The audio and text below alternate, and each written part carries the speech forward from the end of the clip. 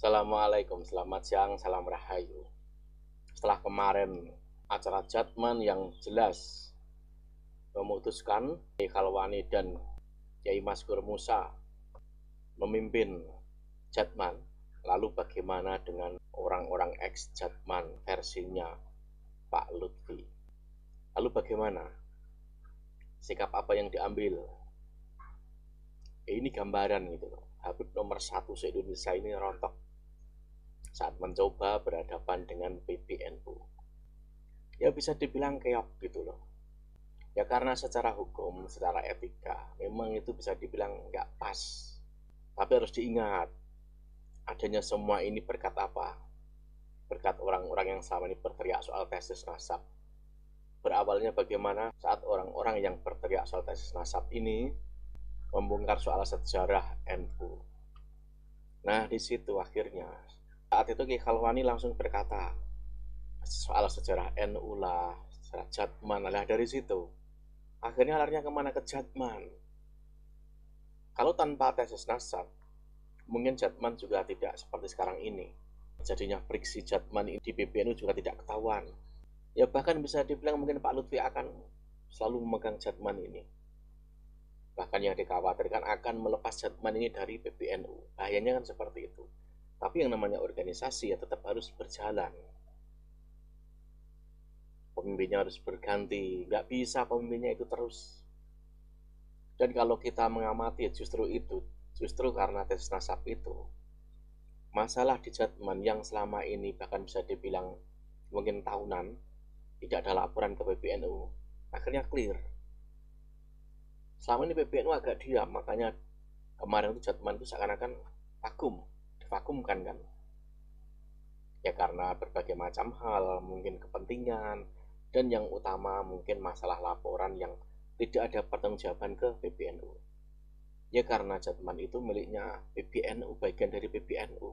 Bayangin saja badan otonom tidak pernah melaporkan hal-hal yang mereka kerjakan ke PBNU.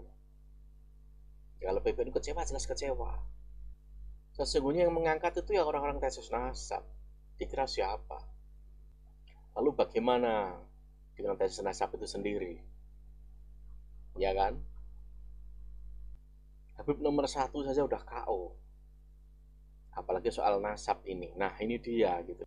Harusnya diakomodir juga. Misalkan Bajul Masail. Untuk apa tuh Bajul Masail itu? Udah jelas kok. Rokok saja dibahas. Ada kan? Tapi soal adanya orang-orang yang memalsukan nasabnya Nabi, kenapa dibiarkan? Apakah itu bukan tanggung jawabnya NU? Ya tanggung jawab lah. Wong ini menyangkut umat, bayangin saja. Karena ini ranahnya itu di orang-orang NU. Kalau dulu NU itu menyelamatkan makamnya Nabi Muhammad, sekarang ini eranya menyelamatkan kesucian nasabnya Nabi Muhammad yang telah dipalsukan oleh oknum-oknum tertentu, dan itu banyak. Jadi tidak hanya mencatat soal sejarah menyelamatkan makamnya Nabi saat di Arab Saudi mau dihancurkan oleh Wahabi. Nah ini di sini gitu loh, di sini. Apakah PBNU, apakah tokoh-tokoh NU tidak mau mencatat sejarah lagi, menjaga marwah kesucian nasabnya Nabi Muhammad? Apakah tidak mau? Ini momen mencetak sejarah lagi. Kalau dulu itu lama, itu tahun berapa itu. Nah ini sekarang lagi mencatat lagi, akan tertulis. Kalau zaman Kiai Said itu ada hari santri, ya kan? Lalu mampu melewati orang-orang yang demo yang banyak gitu, opininya, isunya. Nah ini momen bagus gitu loh, mencatat sejarah, memperjuangkan kesucian, kemurnian nasab Nabi yang dipalsukan oleh orang-orang yang tidak bertanggung jawab. Harusnya seperti itu. Buktinya banyak, kajiannya banyak dan luas, kitabnya banyak, pelakunya juga banyak. Yang di Timur Tengah jauh saja didatangin kok, masa yang di Indonesia ini pura-pura nggak tahu. Kebanggaan seorang pemimpin itu jika dia tuh mencatat sejarah gitu loh. Ini seperti monumen yang sangat-sangat akan membanggakan dirinya, membanggakan organisasinya. Jika soal ini dijalankan, ya kan lewat Bajul Masail gitu lah ini gitu loh. ini seperti apa ya, Indonesia ini merdeka 100%. 100%.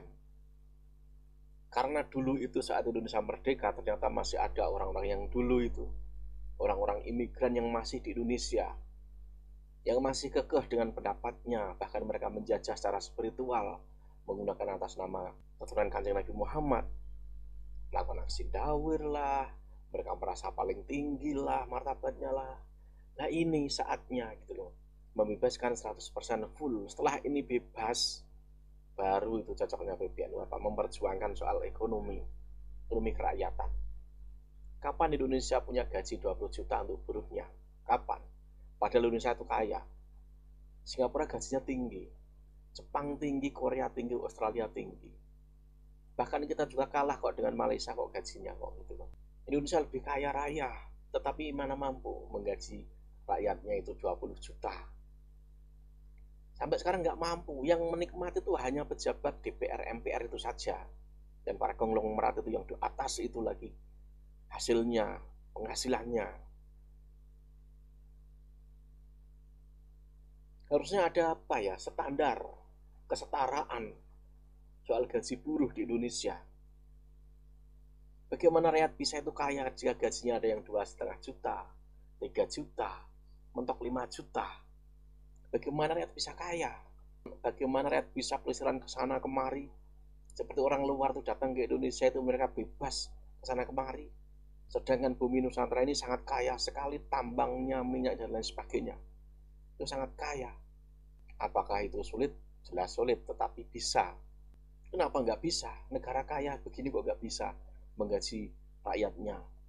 Buruh di Indonesia itu 20 juta seperti di Jepang, di Korea. Kenapa nggak bisa? Kita lebih besar negaranya dari mereka. Kenapa nggak bisa? Lah itu masalahnya. Ada apa di situ? Kalau soal orang-orang yang ngaku Tuhan Nabi itu seakan-akan seperti majikan, di ekonomi juga ada soal-soal majikan ini ada, gitu loh. Harus dilawan. Kita dengan Jepang kaya mana? Kaya kita. Dengan Korea kaya mana? Kaya kita. Negara ini sangat kaya raya. Tetapi lihat saja. Nah, harusnya momen ini dipakai PBNU untuk mencatat sejarah, membersihkan marwah nasabnya Kanjeng Nabi dari orang-orang yang selama ini sekian lama membacak nasab Nabi Muhammad. Sikap apa yang diambil Jatman soal orang-orang ex-Jatmannya Pak Lutfi? Ini dia jawabannya.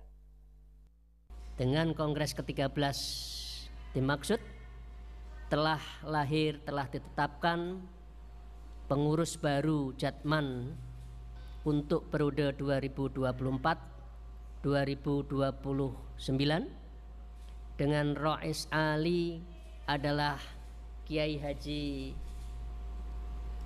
Ahmad Khalwani Nawawi, dan saya terpilih dan ditetapkan sebagai Mudir Ali Jatman untuk periode 2024-2029. Artinya kepengurusan ini sah dan menjadi bagian dari kontinuitas organisasi. Maka dengan demikian Jatman Idarah Aliyah di bawah kepemimpinan Kiai Ahmad Khalwani Nawawi dan saya sebagai mudir amnya untuk 2024-2029. Yang pertama. Yang kedua, keputusan yang perlu disampaikan pada publik adalah Jatman mempunyai kedudukan sebagai badan hukum, badan otonom dari pengurus besar Nahdlatul Ulama, sehingga tupoksinya adalah menindaklanjuti, membreakdown dari kebijakan-kebijakan pengurus besar Nahdlatul Ulama, khususnya dalam hal pengamal Thorekoh Al-Mutabarrah An-Nahdiyah di Indonesia. Dan ini mempunyai kekuatan ruhaniyah yang sangat kuat, menjunjung, menjadi paku buminya dari spiritualitas Indonesia, tidak hanya oleh dan untuk NU, tetapi untuk bangsa dan negara Indonesia memerlukan spiritualitas yang tinggi, paku bumi istilah saya, dan itu dijalankan oleh Jatman. Yang ketiga, para pers yang saya cintai, yang saya banggakan, tadi kita mendapat arahan dan memang hari-hari ini kita akan menyusun kepengurusan secara lengkap. Intinya semua pengurus dari semua tingkatan yang berkenan untuk membangun, mengabdikan dirinya pada Jatman akan kita rangkul semuanya, termasuk pengurus dari Idaroh Aliyah di bawah kepemimpinan Habib Lutfi bin Yahya. Semua akan kita ajak untuk bersama dan menjadi pengurus dari Jatman periode 2024-2029.